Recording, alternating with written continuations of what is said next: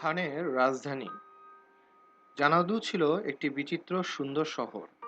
December মাসে Marco খানের সাথে গেলেন আরেকটি জায়গায়। জায়গাটি আরো বিচিত্র, আরো সুন্দর। এই বিরাট শহরটি ছিল খানের সম্পূর্ণ সাম্রাজ্যের রাজধানী। শীতের মাসগুলো তিনি কাটাতেন সেখানে। উত্তর দিক দিয়ে রাজধানীর কাছে গিয়ে মার্কো দেখতে লাগলেন বড় বড় শহর, প্রতিটি চারদিকে ঘেরা উঁচু দেয়াল। তিনি জানলেন এখানকার বেশিরভাগ লোকের জীবিকার সংস্থান হয় খানের ও তার দরবারের লোকদের চাহিদা মতো জিনিসপত্র তৈরি করে। আরও এগিয়ে গিয়ে তিনি প্রবেশ করলেন জনবহুল শহরতলি এলাকায়। এদেশে যেসব সওদাগর ও অন্যান্য লোকেরা আসতো ব্যবসা করতে, এখানে ছিল তাদের সুন্দর সুন্দর বাড়ি। মার্কো বলেছেন তার কারণ দুনিয়ার সব জায়গায় যে জিনিসগুলো সবচাইতে দুর্লভ ও দামি, তার সবকিছুই আসে এখানে। বিশেষ করে বলা যায় ভারতের কথা। সেখান থেকে আসে দামি পাথর, মণিমুক্তা, নানা রকম ঔষধপত্র এবং গরম মশলা। যে কোনো জায়গার চাইতে বেশি পণ্য বিক্রি হয় এই শহরে। প্রতিদিন কমপক্ষে হাজার গাড়ি ও মালবোঝাই ঘোড়া কাঁচা রেশম বয়ে নিয়ে আসে এখানে। সোনালী সুতা ও নানা রকমের সিল্ক তৈরি হয় প্রচুর পরিমাণে। শহর থেকে মাইলখানেক দূরে শহরতলিতে মাঝে মাঝে রয়েছে বহু হোটেল অথবা সরাইখানা। নানান জায়গা থেকে সওদাগররা এসে থাকে সেখানে। প্রত্যেক জাতের লোকদের জন্য রয়েছে আলাদা আলাদা বাড়ি। যেমন একটা বাড়ি লম্বাডির বাসিন্দাদের জন্য, একটা জার্মানদের জন্য, আর একটা ফরাসিদের জন্য। তখনও সে দেশে ফরাসি, জার্মান অথবা ইউরোপের আর কোনো দেশের বাসিন্দা ছিল না। কেবল ছিলেন তিনজন ইটালীয়, মার্কো আর তার বাপ চাচা। একটা নদী পার হয়ে তারা এলেন একটা পুরু মাটির দেয়ালের মধ্যে বসানো এক বিরাট তোরণের কাছে। দেয়ালটি উভয় দিকে 3 মাইল প্রসারিত। তোরণের উপর দিকে দেখা যায় একটি সুদৃশ্য সাদা রঙের বাড়ি। এটা ছিল পাহারাওয়ালাদের বাসগৃহ। 1000 সৈনিক পাহারায় থাকতো সেই তোরণদ্বারে। দেয়ালের উপর উঠবার জন্য সেখানে থেমে মার্কো নজরে পড়ল ঠিক বিপরীত দিকে পাহারাওয়ালাদের আরেকটি বাড়ি। সে বাড়িটি শহরের অপর দিকে, যেখান থেকে 6 মাইল দূরে। মার্কো অবাক বিস্ময়ে যে শহরটি দেখছিলেন তার বর্তমান নাম পিকিং। তিনি যা দেখেছিলেন এখানে তার বর্ণনা থেকে কিছুটা উল্লেখ করা হচ্ছে। ডানে বাঁয়ে তাকিয়ে তিনি দেখলেন শহরটি চতুষ্কোণ আর তার প্রত্যেক দিকে দেয়াল 6 মাইল দীর্ঘ। প্রত্যেক দেয়ালে রয়েছে 3টি তোরণদ্বার। প্রত্যেক তোরণের উপর পাহারাওয়ালাদের জন্য একটি করে বাড়ি। মোট 12,000 সৈনিক পাহারা দিত শহরটি।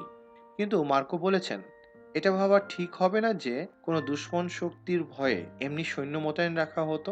বরং সেখানে রাখা হতো দেশের শাসকদের সম্মান ও মর্যাদার অনুরূপ রক্ষী বাহিনী। এক দেয়াল থেকে বিপরীত দেয়াল পর্যন্ত রাস্তাগুলো ছিল সম্পূর্ণ ঋজু। তাই সারা শহরটিকে মনে হতো ছককটা চতুষ্কোণ উদ্যানের মতো। শহরের মাঝখানে ছিল একটি উঁচু মিনার, আর তার ভিতরে ঝুলতো একটি ঘণ্টা। মার্কো শুনেছিলেন যে এই ঘণ্টা বাজিয়ে প্রতি রাত্রে সান্ধ্য আইন জারি করে বাসিন্দাদের বাইরে চলাচল বন্ধ করা হতো। 3 বার ঘণ্টার আওয়াজ হওয়ার পর জরুরি কাজ ছাড়া কেউ বেরুতে পারত না রাস্তায়। তেমনি জরুরি কাজে বেরুলেও সাথে বয়ে নিতে হতো বাতি। দিনের আলোয় রাস্তাগুলো গম গম করত মানুষের যাওয়া আসার। দুধারে দোকানপাটের সারি, আর তার প্রত্যেকটি বহু বিচিত্র রঙে ও সোনালী আভায় রঞ্জিত। শহরের দক্ষিণ দিকে দেখা যেত লাল, সবুজ, নীল ও পিত রঙের টালির ছাদ, রামধনুর বিচিত্র রঙের সমারোহ। সেখানে দাঁড়িয়েছিল দেওয়ালের ভিতর দেয়াল ঘেরা চতুষ্কোণ উদ্যান বেষ্টিত খানের প্রাসাদ। বাইরের দেয়ালের পাশ দিয়ে চলেছে গভীর পরিখা। ভিতর দিয়ে রাখা হয়েছে খোলা জায়গা আরও সৈন্য মোতায়েন রাখার জন্য। ভেতরের দেয়ালের উত্তর দক্ষিণে 3টি করে তোরণ। প্রত্যেক দিকের মাঝের তোরণটি প্রকাণ্ড। খানের আসা যাওয়ার সময়েই কেবল খোলা হয় এই দুটি তোরণ। সাধারণ লোকের চলাচলের জন্য পাশের তোরণগুলি সবসময়ই থাকে খোলা। দেয়ালের প্রত্যেক ভাগের মাঝখানে একটি করে বিশাল সুদৃশ্য অট্টালিকা। মোট এমনি 8টি অট্টালিকায় রাখা হয় রাজকীয় সামরিক সরঞ্জাম। এক এক ধরনের জিনিসের জন্য এক একটি অট্টালিকা। এমনি করে অশ্বরশ্মি, জিন, রেকাব ও অশ্বারোহী বাহিনীর সরঞ্জাম থাকতো একটি গুদাম ঘরে। ধনুক, ছিলা, তুনীর, তীর ও তীরন্দাজদের প্রয়োজনীয় জিনিসপত্র ভরা থাকতো আরেকটিতে। তারপর আরেকটি গুদাম ঘরে থাকতো উরুস্ত্রাণ, বর্ম প্রভৃতি সরঞ্জাম। এমনি করে হেফাজতে রাখা হতো সাম্রাজ্যের সামরিক অস্ত্রভাণ্ডার। প্রাচীরের ভিতর দিকে আরও ছিল সুদৃশ্য মনোমুগ্ধকর তরুবীথি এবং সমৃদ্ধ সবুজ চারণভূমি। এই চারণভূমিতে বিচরণ করত হরিণ, হরিণী, আরও কত জানোয়ার। চারণভূমির সমতল থেকে 3 ফুট উঁচুতে ছিল রাস্তা, এবং তা এমনভাবে তৈরি যে তাতে বৃষ্টির পানি বা কাদা দাঁড়াতে পারত না।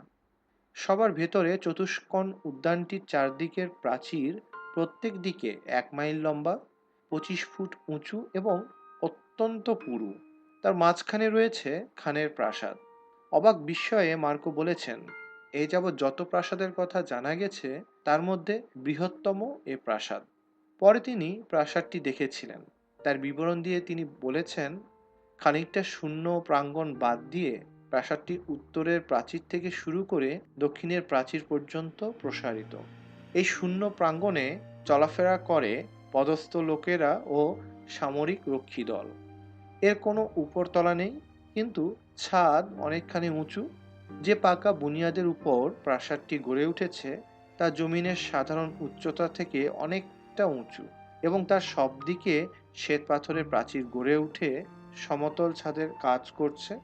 সেখানে যারা চলাচল করে তাদেরকে দেখা যায় বাইরে থেকে। প্রাচীরের বাইরের প্রান্তদেশ ঘিরে রয়েছে সুন্দর স্তম্ভ শ্রেণী। সেখানে জনসাধারণের গতিবিধি রয়েছে। বড় বড় হল ঘরের ও কামরাগুলোর পাশ খোদাই করা সোনালী রঙের ড্রাগনের ছবি, যোদ্ধাদের প্রতিকৃতি, পাখি ও জানোয়ারের চিত্র এবং যুদ্ধের হাতে আঁকা দৃশ্য দিয়ে সুসজ্জিত।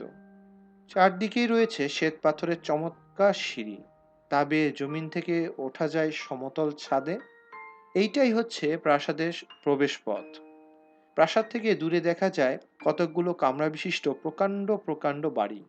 এসব বাড়িতে থাকে সম্রাটের ব্যক্তিগত সম্পত্তি, সোনা, রূপা, মূল্যবান পাথর ও মণিমুক্তা, এবং সোনা রূপার কারুকার্য শোভিত পানপাত্র। সম্রাট নিজে যে প্রাসাদে বাস করেন তার বিপরীত দিকে অপর অংশে আরেকটি প্রাসাদ। প্রাসাদটি সব দিক দিয়ে তার অনুরূপ। এটি তার জ্যেষ্ঠ পুত্রের বাসগৃহ। প্রাসাদের ঘেরা দেয়াল থেকে তীর ছুঁড়লে যতটা দূরে যায় প্রায় ততটা দূরে উত্তর দিকে একটি কৃত্রিম মাটির পাহাড়। তার উচ্চতা পুরো 100 পা, আর তার গোড়ার দিকের পরিধি প্রায় 1 মাইল। পাহাড়টি অতি সুন্দর চিরসবুজ বৃক্ষরাজিতে আবৃত। কোথাও একটি সুন্দর গাছ জন্মেছে খবর পেলে খানের হুকুমে তার গোড়া খোদাই করে শিকড় ও আশপাশের মাটি সহ তুলে ফেলা হয়, তা যতই বড় আর ভারী হোক।